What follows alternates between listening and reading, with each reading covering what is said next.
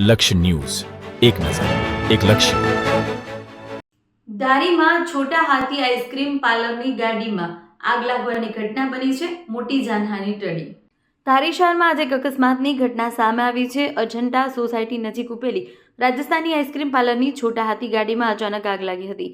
આગ લાગતા આસપાસના વિસ્તારમાં અફરાતફરી મચી ગઈ. માહિતી મુજબ અજંટા સોસાયટી પાસે ઉભેલી આઈસ્ક્રીમ પાર્લરની ગાડીમાં અચાનક ધુમાડો નીકળતા આગ ભભૂકી ઉઠી હતી. ઘટના સ્થળ નજીક જ સીએનજી પેટ્રોલ પંપ આવેલો હોવાથી સ્થાનિક લોકોમાં ભયનો માહોલ સર્જાયો હતો.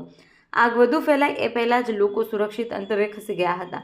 ધારી પાલિકા પાસે ફાયર ફાઇટર સુવિધા ઉપલબ્ધ ન હોવાને કારણે પાલિકાના જેટિંગ મશીનની મદદથી આગ પર કાબૂ મેળવવામાં આવ્યો. સ્થાનિક લોકો અને પાલિકાના કર્મચારીની તત્પરતાના કારણે મોટી જાનહાનિ ટળી હોવાનું જાણવા મળ્યું છે. જોકે ગાડીમાં મોટું આર્થિક નુકસાન થયું હોવાનો પ્રાથમિક અંદાજ છે.